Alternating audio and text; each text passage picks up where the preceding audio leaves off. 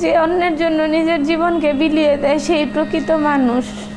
আমি যদি বেঁচে না ফিরি তবে কষ্ট না পেয়ে গর্বিত হইও।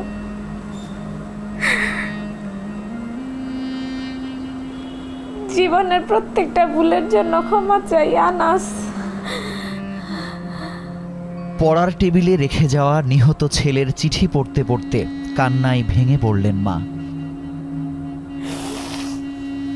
গত ৪ আগস্ট কেন্দ্রীয় শহীদ মিনারে ছাত্র জনতার ঢেউ আছড়ে পড়েছিল আনাসের বুকেও, তোলপাড় করে দিয়েছিল তার ভেতর বাহির।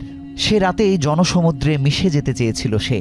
বাবা মা রাজি না হয় পরদিন সকালে কাউকে না বলে দেশ বাঁচাতে বেরিয়ে পড়ে গেন্ডারিয়া আদর্শ একাডেমির ছাত্র শাহরিয়ার খান আনাস। রাজধানীর চানখারপোলে পুলিশের গুলিতে লুটিয়ে পড়া আনাস শহীদ মিনারে পৌঁছতে না পারলেও দেশবাসীকে এনে দিয়েছে দ্বিতীয় স্বাধীনতা। অনেক বড় হয়ে গেছে, আমি বুঝি নাই ভাই, আমি বুঝি নাই। কোন মা কি চায় তার সন্তান শহীদ হয়ে আসুক আর সে গর্বিত হোক? এটা কোনো মা চায় না ভাই। জাতি তার নিজের দেশেই পরাধীন। পুলিশের গুলি খেয়ে ছেলের বীরের মতো মৃত্যুর ইচ্ছা এত দ্রুত পূরণ হয়ে যাবে ভাবতেও পারেননি বাবা। নানুর সাথে আইসা আপনার বিকালবেলা দেখা করে সাইকেল থেকে খুলে এটা নিয়ে গেছে। এটা ওর বুক পকেটে ছিল। ওকে গুলিটা এখানে করছে, এখান দিয়ে বের হয়ে গেছে, গুলিটা পিছন দিয়ে বের হয়ে গেছে। আল্লাহর নামটা ছিল এখানে, এটাও রক্ততে আপনার এখান দিয়ে পুরা হয়ে গেছে।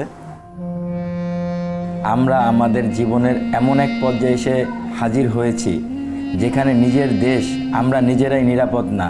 টেবিলে শেষ চিঠি রেখে গেলেও খাতার ভেতর আরও 5 পৃষ্ঠা লিখে গিয়েছিল আনাস। সেখানে উঠে আসে পুলিশের নির্বিচারে শিক্ষার্থীদের ওপর গুলি, অমানবিক নির্যাতন আর স্বৈরাচারের কবল থেকে দেশ বাঁচানোর তৃষ্ণা। সেই সঙ্গে অন্যায়ের কাছে কোনোভাবে মাথা না নোয়াবার দৃঢ় প্রত্যয়। আমরা মনে রাখবো এই দেশটা আমাদের দেশটা আমাদের গর্ব, দেশটা আমাদের অধিকার, প্রত্যেকের অধিকার। মনে রাখতে হবে, বাঁচলে মাথা উঁচু করে বাঁচবো, তবুও অন্যায়ের সাথে আপোষ করব না। তাতে মৃত্যু স্লোগানে কি হবে? আমার দেশ, আমার অধিকার, সইব না আর কারো অন্যায় অবিচার।